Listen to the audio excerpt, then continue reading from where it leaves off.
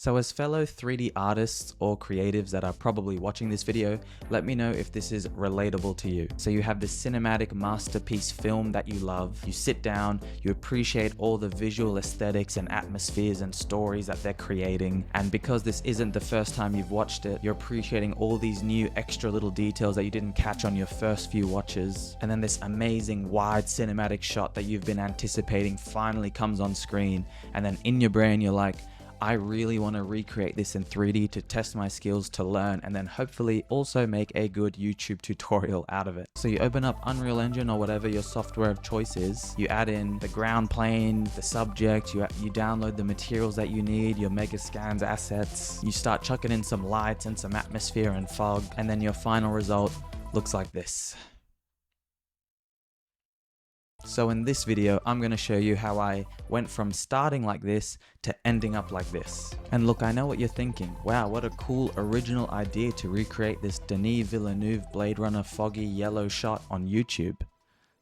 No one's ever done it before. And if you look at the original reference shot from the film, a lot of the work that we're going to need to do is really make that ground plane convincing with all this texture and dust and sand and dirt and little mounds of dirt and texture, and I just said texture twice. Let's first get started on that, then we'll move on to the lighting, then we're going to refine the ground plane, I'll show you some cool techniques, we're going to refine the lighting again after that, and then we'll be done. So let's get started. Now real quick for my scene setup, in case some of you are following along, I'm using Unreal Engine 5.5.3. I'm going to just create a blank empty level. I'm going to go into the landscape mode and just create a default landscape. Originally for the reference I have for Ken or K, not Ken, is it Ken or K? Ken is his Barbie character. I gotta start that take again. Now originally for the model reference in my scene, I tried using a thing I downloaded from Sketchfab, and then I used the auto rigging in Mixamo, and it looked pretty bad. It looked cursed. So what's actually way easier is I just got the reference image in Photoshop, selected the silhouette, saved it out as a PNG, quickly made a material, chucked it on a plane, and we're good to go. Also, if you look at the cutout resolution, you just want to match the plane dimensions to that resolution, and that way you'll know you'll have no stretching. Now I'm just going to set up a camera that's as close to the reference as possible, and then make sure you set the crop setting to 2.39 for that cinematic aspect ratio. All right, let's start making our material. So to make sure we have a convincing ground plane, we got to ensure two things.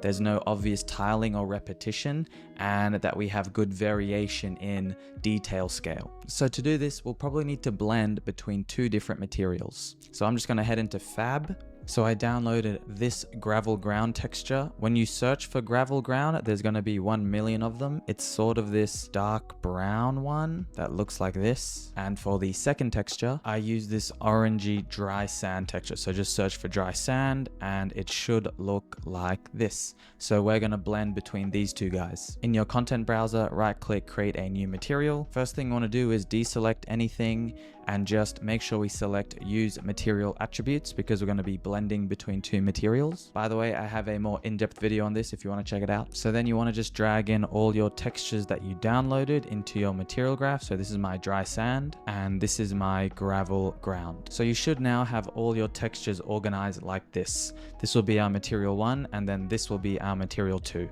So gravel ground, dry sand. Now the next thing we want to do is create a make material attributes node, and then just connect up all your relevant textures. Now, if you're a bit newer to Unreal Engine, the ORM texture stands for Occlusion Roughness Metallic. So RGB. So our R is occlusion, which is ambient occlusion. Our green channel is the roughness, and our blue channel is the metallic. So that's just how you connect it up. Now I'm also plugging in a displacement map, and out the box, this will not work by default, but if you, again, just deselect anything and then type in tessellation, just check on enable tessellation, and now your displacement map should work when you apply it to your landscape. However, we will need to make sure our landscape is nanite enabled, which I'll show you shortly. So again, with material 2, right click, make material attributes, and then hook up everything that's relevant. Now, just so we have individual control of the UVs, let's make a quick UV scaling parameter. So I'm going to hold down U and click, hold down S and click for a scalar parameter, call it mat1 size. and then a MN click for multiply node, make the default 1, select, put the scalar into B, texture coordinate into A, and then just connect all of these guys up. By the way, if you want to learn all the other material shortcuts that I use, I have a video available on it. I use these all the time, saves me a bunch of time when making materials. Check it out if you're interested. Now we can just Control D to duplicate this, and then just F2 to rename, and then set this to matte 2 size. And then hook these guys up into your UV inputs. To blend these two guys together, we're just going to right click and find a matte layer blend. And I'm just going to use a matte layer blend simple. And then we'll plug our matte 1 into the base material, our material 2 into the top material. And currently we do not have an alpha. So originally when I made this landscape material, I thought painting on the layers by hand would be a good way to create this natural organic look. Turns out it looked terrible. I just couldn't get a good balance of lighting and mixes between the two textures. So instead, what I've decided to do is, if you right click and just get a texture sample, just type in Perlin to find a Perlin noise, and we should get this Perlin mask, and it should come in with our project if we set it up using the ArcViz template or the architecture template, which I should have mentioned in the intro, by the way, but you're knowing now. So I created mine using the architecture template. This should come with it. Just select it, and now we have this noise mask that we can use as our alpha between our two materials. Now, before plugging this in, I'm just going to add a 3-point levels node, which helps me control the contrast of this noise map so we can see how it blends. So I'm just going to plug this guy in and then hook up some scalar parameter values. I'm going to make another texture coordinate node, but instead of 1 and 1, I'm actually going to do 1 and 0.7 because I do want this noise to be a bit more stretched instead of this kind of uniform cloudy pattern. I'm then just going to make a noise size, set the default to 1, again multiply, boom, boom, into the UV, and then this 3-point levels goes into the alpha, and this will be our mask. I'm just going to select all my nodes, press C to comment, and then make this a mask group.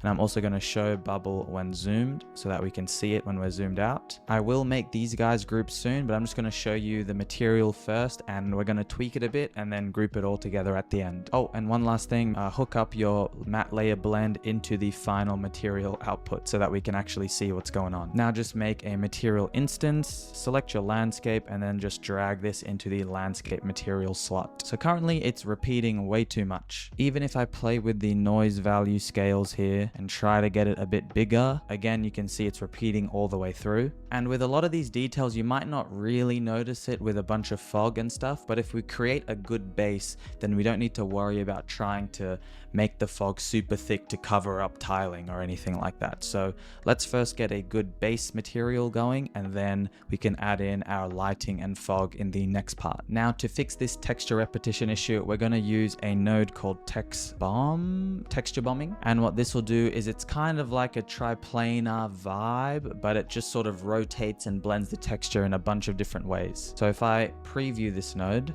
you can kind of see what it'll do to the texture. It'll like project it in a bunch of different directions and then blend it together, and that should help with our tiling issues. Now, we can't just plug this straight into this node because it is after a texture 2D node, which is kind of a texture object. So if we just select our texture sample, right click, convert this to a texture object.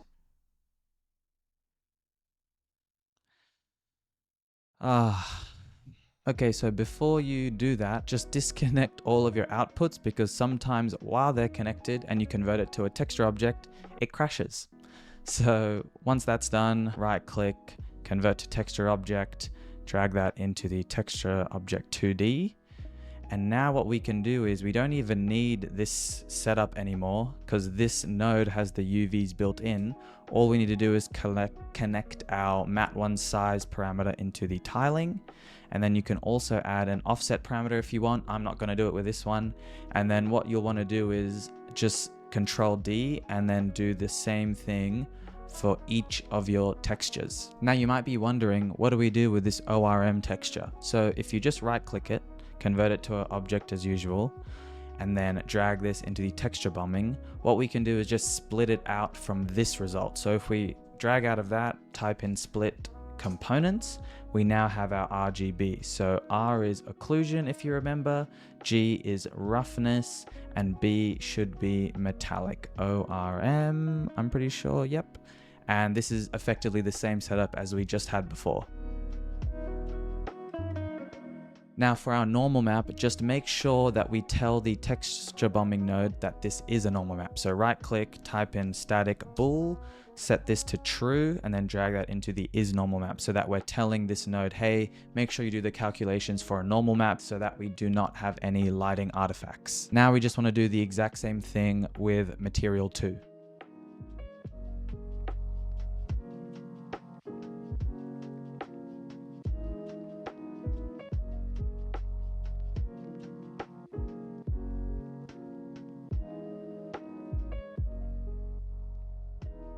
So your material canvas should now look like this with all your textures hooked up. Let's just hit apply and save. Oh, and I almost forgot, you want to do the exact same setup with the noise mask because we don't want there to be obvious tiling in the mask itself. And this will make the biggest difference when blending the two textures. And now you can see when I play with this noise kind of contrast node to blend between the two materials, it looks way less tiled. There's a bit more variation in the stretching of the noise. And that's pretty much it for the main texture setup. Now again, let's just check the reference image, and you can tell that most of the look of this scene is driven by the lighting and the atmospheric fog. Now I think we should go about this scene like painting on a blank canvas. If the canvas already has colors splashed onto it, any paint we apply now will mix in with that color and kind of mess up the final look. So if we keep the base of our canvas pretty neutral, we'll have easy fine-tuned control over the final look of our image. To make this really simple, all we got to do is actually just desaturate the base color maps or textures of our material. We're just going to quickly add in a desaturate node for the matte 1 and matte 2, and that way we'll kind of have a nice gray base canvas for our ground plane. Now the original problem I had with my super trash render at the beginning is my fog had a color applied to it, my sunlight had a color applied to it, and my fill light was just way too bright and not what we needed. And on top of that, my ground plane, my landscape textures also had colors applied to them. So all of these things were mixing together and I was just not able to have good control over the final look. So let's start from scratch, and I think we should go through a less is more approach to lighting this scene. So I'm just going to grab a exponential height fog, set the density to 1, and then I'm just also going to turn off volumetric fog. Now I'm going to go into my 2-pane view and go into lit mode on the left. Next, I'm just going to drag in a big rectangular light. You can kind of already see we're getting the look we're after, and you'll notice the auto exposure is kind of going crazy. So let's quickly fix that. Let's drag in a post-process volume, set it to unbound, and the main setting we want to change is the exposure setting. So I'm going to set the compensation to 0 and then the min and max EV to 0. So now we have consistent exposure in our scene. I'm now going to rotate the light down. Let's keep this our foreground light, maybe something like 2000 by 2000, and then we'll up the attenuation radius, and then we'll also need to, I'm going to use EV for my intensity units because we're dealing with massive lights here. We need a lot of brightness, and I think like a 6.5 can work quite well. Maybe this might be too big and way too low, and I'm just going to paste in a hex RGB. So like this sort of red. I'm going to call this L_FG for foreground. And then I'm just going to alt drag to copy this light. Let's make the dimensions 3000 by 400. Let's sort of point it towards the camera, maybe something like this. And this is going to be 8.8, which I know is very specific, but I've made this scene before. And if I set up the attenuation rates, you can kind of see we're slowly starting to get the look that we're after as well. Let me just move it back a bit, maybe something like that. And then if I just bring in the color, which is more of a yellow, an orangey yellow, you can already see we're getting the look we're after, and all we've done is made 2 lights and add an atmospheric fog. So now we have 3 main drivers of our scene. We've got individual control of the background color and the fog there. We also have control of the foreground color and the darkness and yellowness or whatever you want to change. You can also change the fog density to whatever you want. You can increase it or decrease it. And you can also change the fall off of the lights and play with the attenuation radius. So we have three main drivers of our scene and we can kind of fine tune our entire look. Now let's move on to finishing up the ground plane scene to make sure we have the assets in the right places, blend them correctly, and also play with the tiling a little bit more.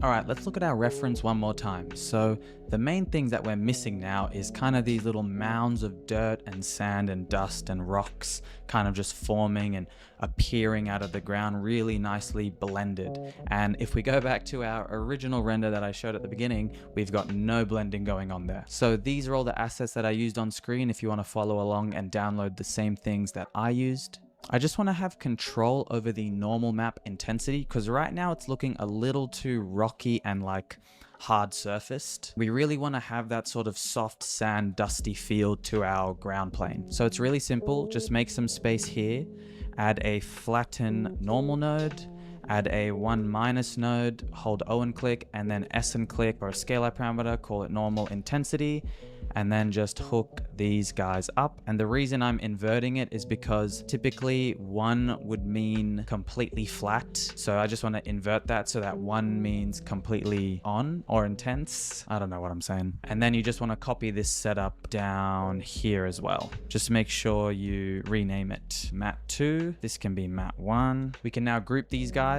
So comment them Mat 1, Mat 2. And the reason I kind of wanted to show you guys a little back and forth in terms of how I'm setting up the material is because I want you to know why I'm doing what I'm doing. So I wanted to show you what the texture repetition version looked like. And then I wanted to show you why I desaturated it. And then I wanted to be like, hey, this is why I added some normal intensity stuff, because that's kind of how I go about actually making my scenes. And I don't want to just show you the final product straight away. So hopefully it helps with learning. Otherwise, I'm just wasting your time.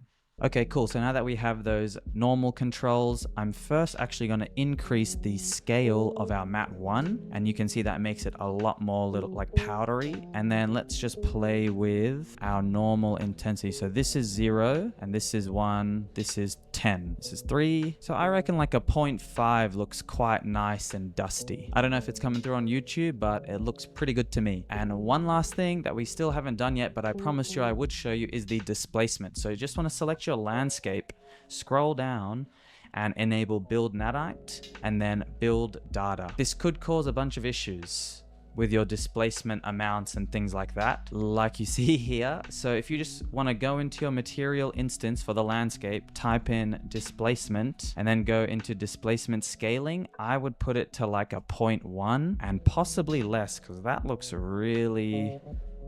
that still looks crazy. Maybe 0.02. And if I just go to a ground plane, even that's a bit big. 0.01, that's a little better, especially from up here if I full screen it. Yeah, that's looking pretty good. We got a little bit of noise there, which is nice. So that's the displacement and the textures. And now I'm just going to jump back into my main scene and show you how I did the 3D asset mounds and stuff like that. Okay, so now I'm in my main scene, and if I turn my mega scans on, you'll notice I've placed them in a decent area, but they just don't look like they're really blending in with the ground plane like they do in our reference image. You can see here, it just feels like they are forming out of the sand, and there's buildup of dust and rocks and debris around all the larger rocks and objects. And if I go to unlit mode here, you'll notice, see how different the ground plane base color is compared to the rock assets themselves, especially this guy here, and even this hue is completely different. So let me now show you with the blending turned on. And this is what it looks like with the blending turned on. You can see things are way more seamless between the ground plane and the assets themselves. And even with an asset like this here, you can see if I turn it up and down on this rock right here, it makes a huge difference in terms of sticking out and feeling like it's weathered and covered in dust and sand. Now to do this, first thing you'll want to do is watch these two videos on RVT blending. RVT stands for Runtime Virtual Texture, and this is kind of a method that you can use to blend assets with your landscape. So it sort of gets your landscape material information and blends it with the asset that you're placing onto the ground.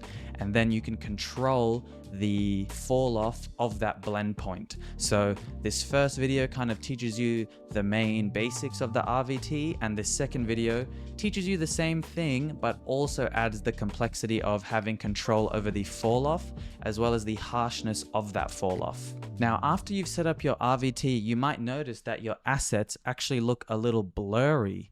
Like for some reason, when you blend them with your landscape, they just have blurry textures, almost low resolution textures of them. To fix that issue, all you got to do is open up your RVT_environment texture and then just up the size of virtual texture and tiles from 8 to either 10 or 12. Because this is quite a light scene for me and I'm just using one camera angle, I'm just going to use 12, but be careful if you do have quite a heavy scene. And there you can see that gets rid of all the blurriness of that texture and uses the full resolution that we originally had. The next issue you might face is if you do have the raw nanite versions downloaded from Fab, you might get these lighting artifacts from your ray trace light.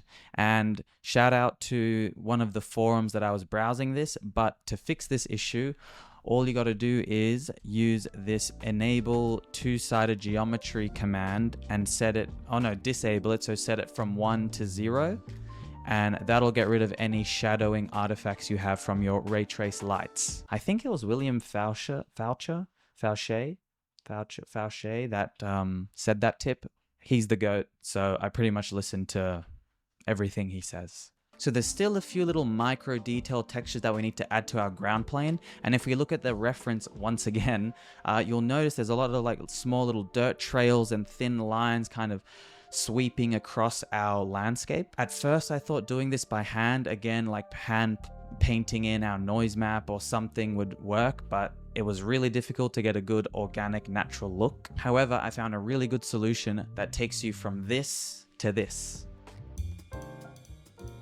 Okay, so pay attention to how much extra detail we get when I turn this layer on. We have so many more extra micro variations and details in our landscape texture. We've got darker buildups of dirt. We've got kind of lighter streaks as if something was dragged across the landscape. We've got some more variation, subtle variation and fall off as the landscape enters the fog. And all of this was done with the help of decals. So out the box, your decals are going to look like this, which is kind of not what we want, especially if we go to the view here. This is meant to be an oil stain or like puddle, so they're going to be reflective. So what you want to do is open up your decal material, and first things first is set the minimum roughness to 1, and that way it won't reflect the light and it won't be glossy. The next thing you want to do is lower the brightness. So you might want to try something like 0, or you can up the brightness to like a 10 if you want something brighter. But if you lower it to something like 0, maybe you want to up the contrast.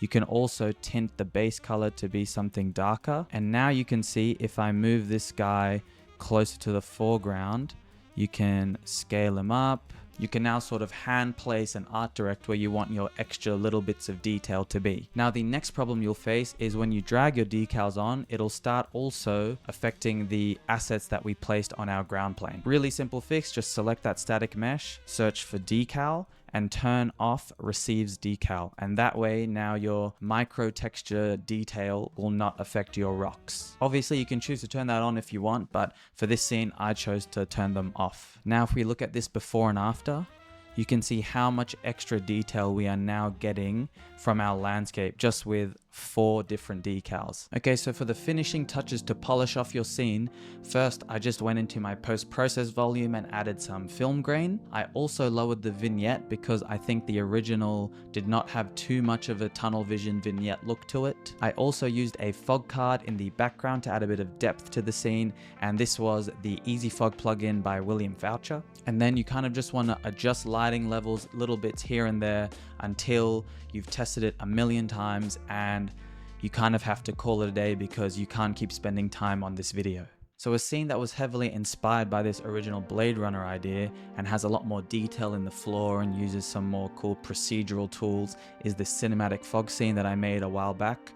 Go check that out if you're interested. It's beginner friendly with the procedural tools, and personally, I think I like it more, and it's definitely one of my favorite scenes that I've put out on this channel. Thank you guys for watching. Peace.